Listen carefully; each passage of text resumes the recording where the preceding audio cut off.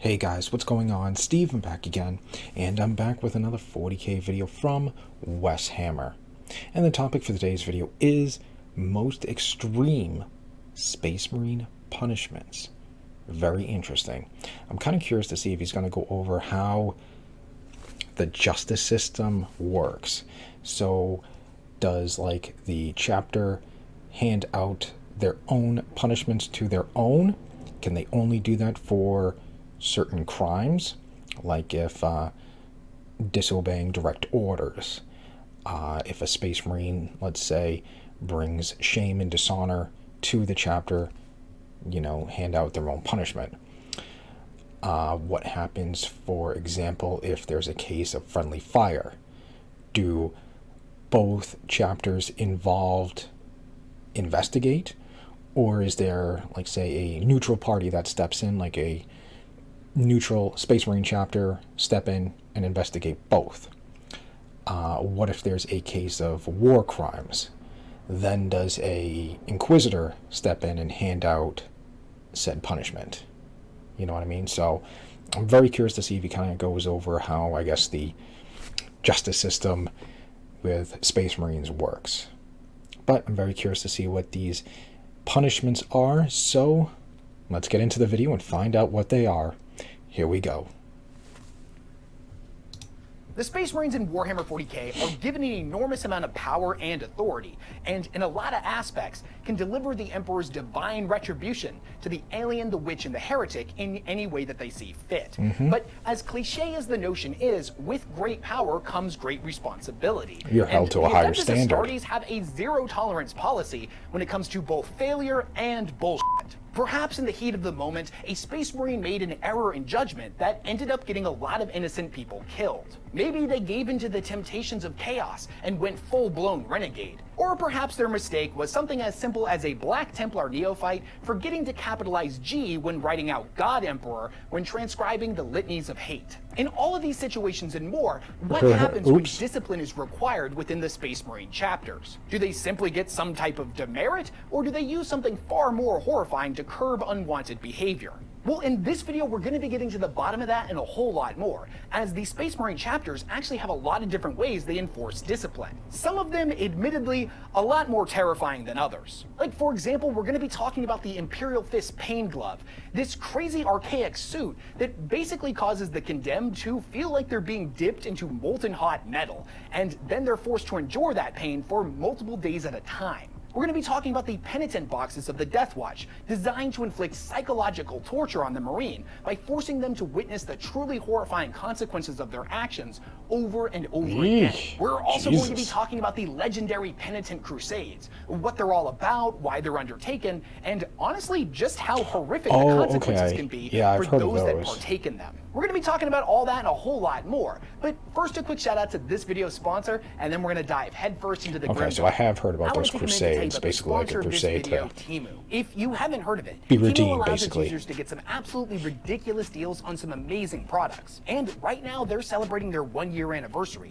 with a sale that is going on till the end of September and has thousands of items priced at only $1. And I just gotta tell you, I've found Temu to be an absolute goldmine when it comes to saving on the wargaming hobby. As any longtime wargamer will tell you, the quickest way of making your bases on all of your models pop is having a whole bunch of tufts at your disposal that you can just pop on there. And Temu has tons of tuft options, cheaper than I've ever seen. They've also got tons of different flock, rocks, debris, everything that you need to make your wargaming terrain or your bases look absolutely awesome. Again, for some absolutely ridiculous prices. I like the Chaos Space Marine figure in the bottom corner. And I like to use these because if I'm being honest with you, I tend to get a little aggressive with my brushes and I end up messing them up. So rather than just buying a set of super premium expensive brushes, I buy a whole bunch of these really good ones for wicked cheap, and then I can always have a backup. Also, if you're a wargamer like me that obsessively magnetizes all of your different gun options, Temu sells buttloads of neodymium magnets for dirt cheap. I mean, just look at this. Look how many you get for the price. That's basically, in my opinion, like a lifetime supply. I also managed to find a deal on all of the different Joy Toy Warhammer figures on there, and I bought a whole bunch of them. Oh, I couldn't resist.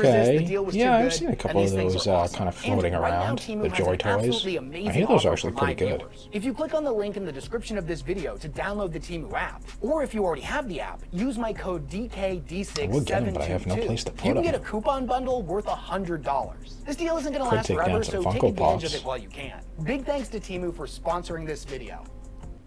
If you're watching this video, then I can assume two different things about you. The first is that you're super handsome, and the other one is that you know a pretty good amount about 40K, and are probably aware that living within the Imperium actually kinda sucks. They don't call it the grimdark future for nothing, and No, needless they to don't. say, the Imperium doesn't look kindly on criminals, or those that just can't seem to find it in themselves to follow the rules. This goes much further for the Space Marines of the Adeptus Astartes, as being granted the blessing of becoming one of the Emperor's Angels of Death comes with it an enormous amount of responsibility. And Right, 'cause some you're held to a impossibly higher high standard. standards. But nobody's perfect, representing and sometimes the the Space Emperor. Marines mess up, and some good old-fashioned discipline is required. And the Space Marine chapters take discipline incredibly seriously, and use some pretty gnarly methods to get their wayward Marines back in line. When we think of Space Marines doing something that would require punishment, our brains often immediately go to them committing heresy or going full-blown traitor. Or perhaps we think of human fighters on the battlefield, wherein something like desertion would be a criminal offense. Right. Failing to stand and fight, turning tail to run in a moment of cowardice that gets your squad brothers killed. Yep. You may be surprised to think that both of these things don't exactly apply to the Space Marines. First and foremost, it's actually super rare for a Space Marine to go renegade. They've had decades of genetic augmentation and hypno-indoctrination designed to keep them loyal. Standing and fighting with your brothers in the name of the Emperor is a Space Marine's entire reason for existing. So abandoning those creeds and your oaths of honor is something that very rarely occurs. And when it comes to matters of But can desertion, still happen. the idea is practically laughable. Space Marines are so different from regular human soldiers that many almost consider them to be a completely separate species from us. They've had emotions like fear removed from them at a genetic level, and are bred specifically for combat. Even against overwhelming odds, there is no place a Space Marine would rather That's be kinda crazy, than on just the having battlefield. fear just Tactical completely withdrawals aside, removed. running away from combat is practically an impossibility for them. In fact, I dare say it's way more common for Space Marines to get in trouble because they couldn't stop fighting. There are numerous examples of them moving out of position in order to pursue a fleeing foe, or more commonly, disobeying orders to continue pursuing a perceived threat. Space Marines, however, are not mindless combat drones. They are incredibly intelligent, and in the heat of battle, may end up making split-second decisions that may seem like the right choice in the moment based on the available information, but will often have disastrous consequences, especially when those choices required them to go against direct orders. Hell, even if the decision ended up being the right one, by disobeying orders and thus breaking from the tenets of the Codex Astartes, a certain degree of discipline must be initiated. The Astartes chapters have no tolerance for such reckless behavior, and to let deeds like this go unpunished would set a dangerous precedent for future Marines. Right. The punishments that the chapters dole out come in a lot of different forms, from the more rudimentary, recognizable types of discipline to the bizarre, cruel, and downright barbaric. Although the Space Marines are ultimately servants of the Imperium, and thus technically answer to the High Lords of Terra, Rabute Gilliman, and on paper must obey orders from the Inquisition or the Custodians, for the most part, the chapters are afforded a certain degree of autonomy, and are permitted to govern themselves. They each have their own unique histories and traditions, and thus how they decide to punish failure or deviation from the Codex. So I guess they is can unique to investigate each themselves individual for chapter. probably certain The feudal things. theocracy of the Imperium makes it really difficult to actually enforce a lot of its policies, and thus we have a lot of Space Marine chapters that are not Codex compliant. And although this does tend to ruffle a lot of feathers, so to speak, more often than not, these actions are never really punished, so long as they're doing their job, adhering to policies set by the Imperium, such as the mandatory gene seed tithes, upholding the law, and maintaining discipline within their own ranks. Direct disciplinary involvement from a source outside of the chapter is particularly rare.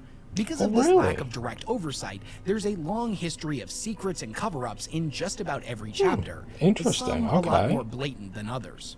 The absolute worst punishment that can befall a Space Marine or an entire chapter figured they would have is to had, be branded excommunicate traitoris, to be declared heretics and traitors to the Imperium. Ah, On an individual level, such a sentence can be issued by a chapter's chapter master or those appointed to make decisions in his stead. Right. Where if an entire chapter, on the other hand, were to be branded as traitors, the decision is normally made after a thorough investigation and combined efforts from the Administratum, the Inquisition, and the final verdict being handed down by the High Lords of Terra themselves. An entire okay, so chapter there being is declared a traitors, however, is an extreme rarity. hierarchy. And it's far more common for a traitorous warband of Chaos Space Marines to be made up of individual renegade Marines from a variety of different chapters, or from Chaos Space Marines recruited and bred by other Chaos Space Marines. When it comes to just a single individual going renegade, they may have become disillusioned with the Imperium's edicts, whether they view their efforts as having gone unappreciated for too long, or they spent too much time away from the teachings of their chaplains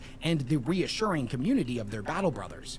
Now, however it happened, these individuals will often flee into exile, hiding in the dark corners of backwater worlds, or more commonly, fleeing into the Eye of Terror to escape judgment, relishing in all of their superhuman abilities and their newfound freedoms after casting off the Imperium's shackles. When an entire chapter is declared to be heretics, not only is a death warrant issued for every single member of the chapter, but the Adeptus Mechanicus will begin the process of destroying all of their gene seed. So no Marine susceptible to whatever genetic mutation allowed for the chapter to lose its way in the first place will ever be produced again. That chapter. When it comes to the forces that will actually do the deed of killing an entire chapter, this can take a lot of different forms and is dependent upon the situation.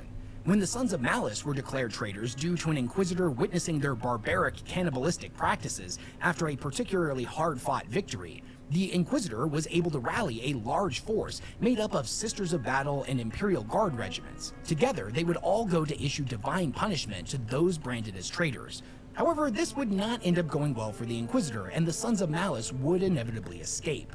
It's also quite common for Space Marine chapters to be conscripted by Inquisitors or the High Lords in order to hunt down other chapters declared heretics. The most infamous of these chapters being that of the Minotaurs, absolutely brutal Space Marines, renowned for their utter remorseless slaughter of traitors. Whenever these guys are set off their leash to go after another chapter, they always deploy at full chapter strength, thus traditionally outnumbering their prey. And they makes seemingly sense. I mean, if you're going up against Space Marines, you want High Lords of Terra, max thus number you granting can them get. access to the latest and greatest weapons, armor, vehicles, and ships to enforce the High Lord's will. Other chapters like the Crimson Fists, the Red Talons, and many more have also on numerous occasions been tasked with eradicating chapters recently declared traitor.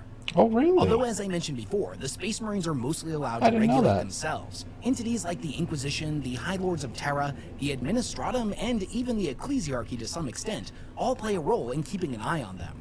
There's actually a minor ordo within the Inquisition known as Ordo Astartes, whose sole purpose is to monitor and conduct investigations into the Space Marine chapters whenever there is a reasonable cause for suspicion. Okay, for context, so there however, is this someone order is reported to only above have who around does 50 investigate. Inquisitors Okay. and the various men and women that make up their individual cells. Compare this to the estimated 1 million Space Marines, give or take a few Codex non-compliant chapters. Sufficiently monitoring all of the chapters for deviancy is a massive undertaking, and the reality is a lot of stuff ends up slipping through the cracks as resources and man-hours are stretched thin. Aside from available resources being a major limitation when it comes to investigations, the Imperium is chock full of endless miles of red tape and countless different bureaucratic departments. All of the different investigations and queries into a chapter will need to pass through all of these different departments, even if guilt is a complete certainty. Thus, a lot of the time, an official guilty verdict will end up getting lost, or at the very least take decades to actually be rendered. Oh yeah, especially if they gotta go through all the red tape and everything. Chapters maintain discipline and punish all those that would deviate from their laws. They do this in a lot of interesting ways, some more barbaric than others. So let's talk about some of the different methods that the Space Marines use to punish the guilty. And honestly, we're just going to jump into some of the crazy stuff first. For example, the Imperial Fist chapter have this tool known as a pain glove, which consists of a chamber constructed out of ancient technology and a bizarre body glove that is located in the heart of every Imperial Fist reclusium and is watched over by the chapter's chaplains. This thing is pretty gnarly, and it's used as a form of punishment, a meditation tool, and an initiation device. All Imperial Fist neophytes will at one point have to be subjected to the pain glove in order to graduate into full-fledged Astartes. The device itself is based off of designs created by their Primarch Rogel Dorn, a man who believed that by enduring intense pain, one could purge themselves of impurities. Thus, the Imperial Fist carry on this tradition, subjecting themselves to profound levels of pain in order to free themselves of doubt, corruption, hesitation, and to reassert their focus and purpose. When the condemned Imperial Fist enters the chamber, they will step forward to a large, deep pit. At the chaplain's command, they will jump off the edge and plunge into the darkness. Now, mid-fall, the body glove will rapidly expand, catch them, and then shrink back to size. The glove will then sync with the Space Marine's black carapace, while the collar of the glove presses multiple IVs into the Space Marine's neck. These chemical feeds will continuously pump in compounds into the Space Marine in order to keep him alive, despite the overwhelming pain that they're about to endure. When the device is activated, electrical impulses will be pumped throughout the Space Marine, electrifying every single one of his nerve endings, generating a sensation more like a so bodysuit than a horrific, glove. it has been described as being dipped into liquid hot metal. The chaplains who are monitoring the procedure will then change the electrical impulses the moment the condemned man seems to be getting used to them. Through this delicate process, a skilled chaplain can make sure that the pain is always at 100%. Honestly, the longest anyone has ever been able to stay inside of one of these devices was 7 days, and that was a feat accomplished by Rogaldorn himself. But despite how much actual time passes within the device, every single second feels like an eternity. If the aspirant or condemned Astartes is able to complete their allocated time and make it through to the other side, they will emerge with a newfound sense of purpose, all impurities burned away. Whereas the Imperial Fists utilize a device designed to inflict as much physical pain as possible, without actually permanently damaging the condemned's body. The Death Watch, on the other hand, use a device designed to inflict psychological torture on those they have deemed inadequate to serve without penance. The guilty Space Marine will don a heavy psychostem helmet and then be locked inside what is known as a penitence box. Basically a techno coffin, just large enough to fit a Space Marine, but with no room to really move around. After they're completely isolated, the Space Marine will be fed a continuous sensorium stream of information through the helmet that will force the Marine to witness scenes of real wars recorded by the chapter of their brothers facing off against overwhelming enemy forces.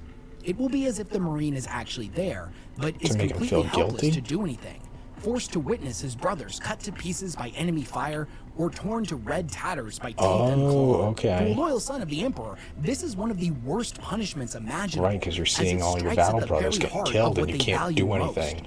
Brotherhood. Space Marines fight for the Emperor, but they die for their brothers. These bonds of loyalty transcend even their service to the Imperium. The length of time that a member of the Death Watch will do time in one of these coffins is dependent upon the severity of their crimes and transgressions. It may seem cruel, but the penitent boxes have been incredibly effective at curbing unwanted and undisciplined behavior. Oof. I'm just going to put this section in here because I didn't really... be extremely brutal. Just imagine being in that coffin and watching, you know, scenes of your battle brothers just sitting there dying, and you can't do anything but just watch. You know, that's gonna... Ugh. Know where else to put it, but I knew somebody was going to ask about it in the comments section. In the novel Wren's World, we see a somewhat infamous example of a Crimson Fist scout go against direct orders and take a sniper shot at an orc war boss. The unit that the scout was part of was only there in the first place to sabotage the orcs' water supply. They were supposed to get in and get out without the orcs noticing them. But when the scout saw an opportunity to take out an orc leader figure, he didn't hesitate. The only problem was the war boss had a particularly powerful and invisible force shield, so the only thing this act did was alert the orcs to their presence. This would end up having severe ramifications, including most of the company being wiped out and the death of an esteemed captain. When the scout was eventually put on trial, to the disappointment of all of his superiors, he believed that he had done the right thing, that he had made the right call, and was not remorseful at all that a captain, a veteran of 100 wars, and an individual with 3 centuries of service had lost their life. The need for punishment was severe, and the Crimson Fist deemed he be turned into a servitor. I do want to make a note here, though. I don't think lobotomizing scouts is something that the Space Marine chapters go to in their first draft of how to discipline somebody. I'm pretty confident this is more of a rare thing, but it was worth mentioning because there's definitely a precedent for this sort of thing happening. This video is mostly focused on Loyalist Astartes, as the infinitely complex, cruel, and oftentimes unwarranted levels the Chaos Legions will go to punish failure are too numerous to possibly catalog in a single video. Hell, when it comes to chaos, quite often success is met with punishment. Whether a Chaos Warlord ends up killing a subordinate for being too successful and thus outshining their greatness, or the Chaos Gods get involved directly, bestowing blessings in a manner that ends up turning the Marine in question into a gibbering Chaos spawn rather than giving them anything actually beneficial. But even still, there are some interesting traditions of discipline across the Traitor Legions, my personal favorite of which can be found within the Night Lords, wherein a Marine will be ordered to paint their gauntlets red, signifying to all those that witness him that he has committed a crime seen as so grievous by the Legion that it has warranted a death sentence. But, and here's the twist, they are still considered to be useful and thus the execution is indefinitely delayed. The execution itself taking place when the condemned superiors view them as having outlived that usefulness. You can think of it like being on death row, but being allowed to walk free, with the figurative and kind of literal executioner's axe always lingering just above your neck. Just when waiting it comes to the for Night you. Lord specifically, the Sinner's Red, or the Sinner's Gauntlets, was a tradition started by the gangs of Nostromo, where the majority of new Night Lords would end up being recruited from. But interestingly enough, this tradition, albeit with a different history, was something that was actually practiced by a lot of different legions during the Great Crusade. The Ultramarines, for example, would paint the helmets of censored Marines red to signify their crimes, although in the more modern 40K setting, this is actually viewed as a badge of honor, due to the heroic sacrifice of a censured Ultramarine during the Battle of Calth. As I mentioned before, disciplinary measures are mostly contained within each individual chapter, but each chapter goes about this in different ways. The standard disciplinary actions such as demotions, demerits, removal from specific engagements, or in a lot of cases, Space Marines being given the equivalent of a desk job, being forced to stay behind on the ship while their brothers wage war. A truly awful punishment for the Astartes, by the way. These are all commonly utilized forms of disciplines throughout all of the different chapters. Likewise, the accused being given a fair trial, where judgment is rendered by their battle brothers and esteemed chapter members, is also quite common. We see trials like this take place in a variety of different Space Marine-centric novels, such as the Uriel Ventress series, where the titular Ultramarine is exiled from the chapter because of his deviation from the Codex Astartes teachings during a battle against a Tyranid High Fleet Tendril, where he abandoned the Marines under his command to go after a Tyranid Norn Queen. There's also a good example of one of these trials taking place in the Karkarodon novel Silent Hunters, where we see the chaplain Tangatu Manu stand trial for failing to recover a dark artifact known as the Void Glass that the Karkarodons have been pursuing for 1,453 years at the time of the trial. They had it in their sights, but Tangatu Manu ended up hesitating. He didn't want to move in too quickly and wanted to minimize environmental risk factors, and because of this delay, the Drukhari who were in possession of the relic ended up getting away. He ends up standing trial before a court, or a convocation as the Karkarodons call it, full of the chapter's chaplains, apothecaries, captains, and librarians. And in a twist, the entire thing was helmed by none other than the chapter master of the Karkarodons, Hagbirios the Red Wake. And this was kind of a big deal, as most of the Space Marine trials like this are very rarely presided over by a chapter master, as they've kind of got a lot of stuff on their plate. So the responsibility normally falls to the chaplains or other Space Marines beneath him in the hierarchy. However, you probably wouldn't know this from reading the novels, because a trial is pretty much always a great excuse to get a famous named character involved. So I just figured I'd point that out, because if you just go by the novels, you might think that a chapter master is always involved in the courtroom. Long story short, Tangatu Manu ends up being found guilty, and with the Karkarodons, they see the only appropriate sentence as death. But he manages to convince the court to stay his execution and allow him and several of the Marines under his command to make one last effort to obtain the Void Glass. So he's essentially given what is known as a death oath. And we'll talk a little bit more about death oaths in a minute, but before we do, I think it's important that we understand what it means for a Space Marine to seek penance, as this is the most common form of punishment for crimes and failures, whether they be real and factual, or something that the individual seeks to atone for, even though no judgment has actually been rendered, and he may not technically be guilty of committing an actual crime. The seeking of penance can come in a million different forms with a wide spectrum of severity, dependent upon the variables involved in the Space Marine's transgressions. On the lower end of the spectrum, the seeking of penance can be done just by spending time studying under the chapter's chaplains, whether that be through guided meditation, recanting the litanies of hate a couple hundred times, or by seeking to make amends for a previous mistake. However, on the more extreme end of things, we have things like the aforementioned Death Oath, wherein the condemned is not only exiled from the chapter, all of their armors, markings, including chapter insignias, identifiable paint schemes, and even the service studs in their forehead being stripped away from them. They are then sent on one last mission, wherein they will face impossible odds and are not actually expected to survive or find any form of success. Right. This is basically a suicide mission that, in the highly unlikely scenario that the Space Marine is somehow able to succeed, then they will be welcomed back into the chapter. Needless to say, the vast majority of Space Marines that end up taking a death oath will never see their homeworld or battle brothers again. They will die alone and unremembered, but with their honor intact. Sometimes an entire chapter will end up seeking penance, and when that happens, we can get what is known as a penitent crusade.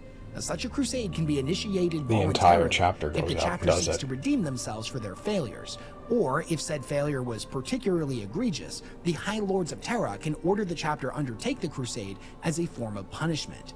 When a chapter embarks on a penitent crusade, they normally all swear the same oath of moment, declaring that the crusade will not end until a specific objective is accomplished. Now, a common variation of the penitent crusade is what is known as a penitent patrol, which normally takes the form of protecting a certain sector, system, or even an individual planet for an allotted period of time, or more commonly, until it is completely purged of a specific hated enemy. When the penitent crusade is used as a form of punishment, there are a few stipulations put in place, designed to make the seeking of forgiveness much more challenging.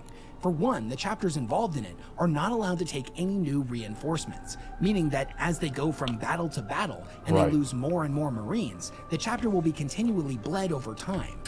Because why punish new recruits for something they did? You know, doesn't seem fair.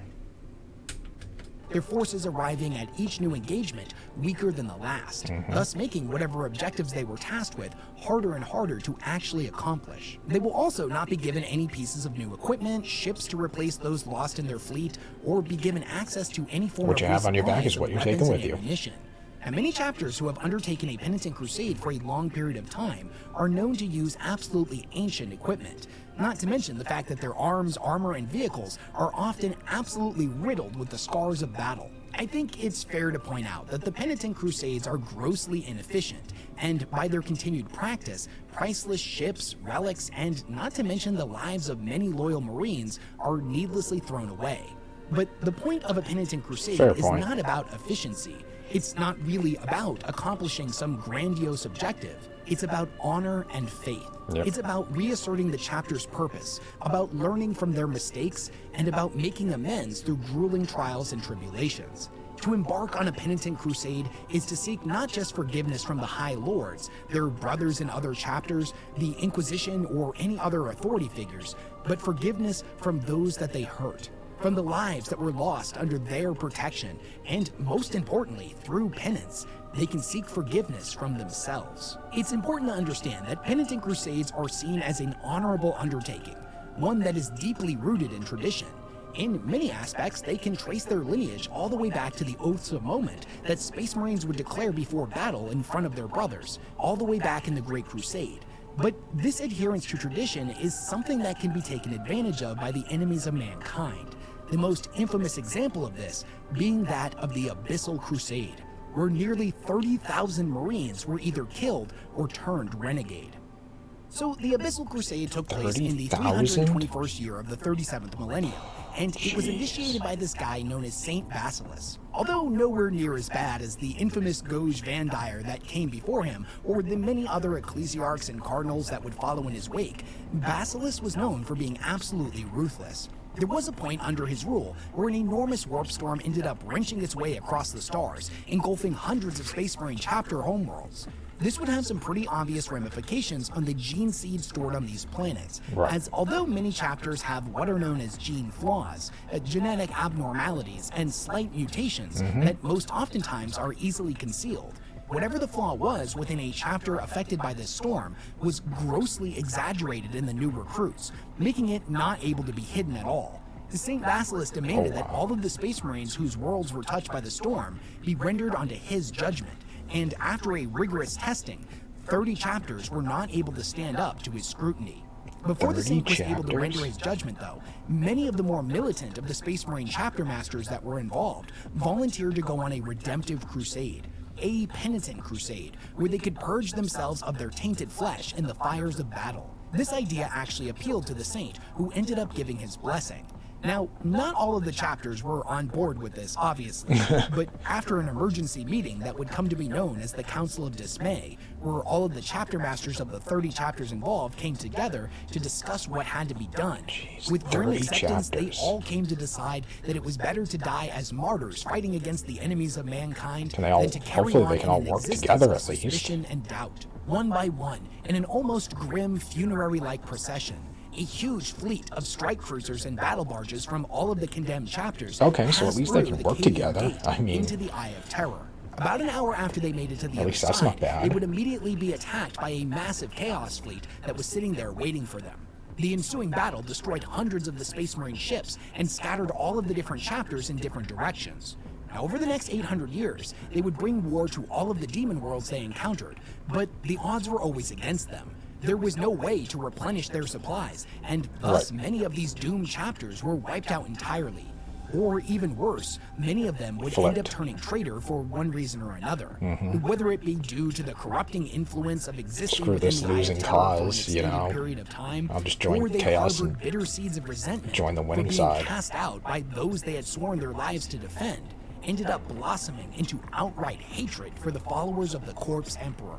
By the time the crusade ended, however, there were some loyalist Astartes who managed to escape back out of the Eye of Terror with their sanity intact. Oh. One of these Marines was the chapter master of the Vorpal Swords, Konvak Lon, and to say that he and the other survivors were beyond pissed is a massive understatement. Considering that over 800 years had passed, they were expecting Saint Basileus to be long dead. But to their shock, this wasn't the case. He was very much still alive and had carved out for himself a great seat of power and influence. Oh boy. And it turns out that he had been a disciple of chaos the entire time and had manipulated all of the events in order to purge 30 chapters simultaneously. The surviving Marines ended up killing this false idol and butchering thousands of his servants before gathering up any and all relics, pieces of artwork, or written words that praised him, Wow. putting them all into a freighter and launching it into the closest star. To this day, the Imperium tries to cover up the events surrounding the Abyssal Crusade, and if pressed, the adepts of the Administratum outright deny any link between the loss of the judged chapters and the increased frequency of Chaos Space Marine raids thereafter. Wow. So what do you think of all this? Do you think the Penitent That is Crusades are a good insane. idea, or is there a better way for Space Marines feel to bad redeem for those themselves in their chapters, that it honor? was all, What do you think is worse, the physical pain of the all a Imperial lie. Fist Pain Glove, or the psychological torture of the Death Watch's penitence boxes? Do you know of any other forms of Space Marine discipline and punishment that I didn't talk about in this video? Let me know all of your thoughts in the comment section down below. I say it all the time, but I read every single one of them, as to me the absolute best thing about making Warhammer content as a job, which by the way is a ridiculous thing, is getting to nerd out about the Grimdark with all of you guys. Y'all always tend to give me the best recommendations for stuff to read about to further my understanding of 40K's lore, jeez. or just Wow. So there we go. There are the most extreme Space Marine punishments. That is insane. I gotta find more videos on the Abyssal Crusades, because that's crazy that that dude was working for Chaos the entire time. Yeah, we'll go on this, you know, can't even say it, Penitent Crusade against Chaos. Sure. Sounds like a wonderful idea. I'll let him know you're coming. You know, like, damn, that is some like Star Wars Emperor level shit right there. You know, hiding in plain sight, meanwhile working for the dark side, Chaos, the entire time. And yeah, that's insane. That is absolutely crazy. Man, I gotta find a video that hopefully goes a little bit more maybe in depth about that, because I do want to learn more about that. Like, is there any, like, no, it's probably not, but like any, I don't know, like any, because I think didn't you say like some chapters like survived and some people like made it out and stuff like that, so we're like, they like forgiven or anything like that, since the one who condemned him and sent him on the crusade was corrupt the entire time, like, you know. So hopefully I can find a video that goes a little bit more in depth on that, because that'd be kind of interesting. But yeah, some of the punishments were pretty intense. The pain glove, even though it's like an entire bodysuit, yeah, that's gotta be, that's brutal. Like just the sheer amount of pain and enduring it for what, 7 days. Yeah, that's insane. And then of course on the flip side, you got the penitent boxes. So you got one that's a physical torture, and you got one that's a mental torture. Ugh. I mean, both are bad, since they're both on opposite ends. Do you want to feel physical pain, or do you want to feel mental pain? You know, that's, oof. Yeah, these are brutal. But yeah, so yeah, and then of course servitors and stuff like that. So yeah, it does seem like the chapters pretty much like investigate and hand out like their own punishments, and then like as I thought, you know, obviously some of the more extreme ones, an entire chapter turning to chaos and stuff like that is you know, handed down from up above, more higher level and stuff like that. So yeah, it seems like most punishments are handed out by the chapter, and then more severe cases, there is a like a hierarchy above it to hand down more punishments. So yeah, kind of what I thought. So there we go.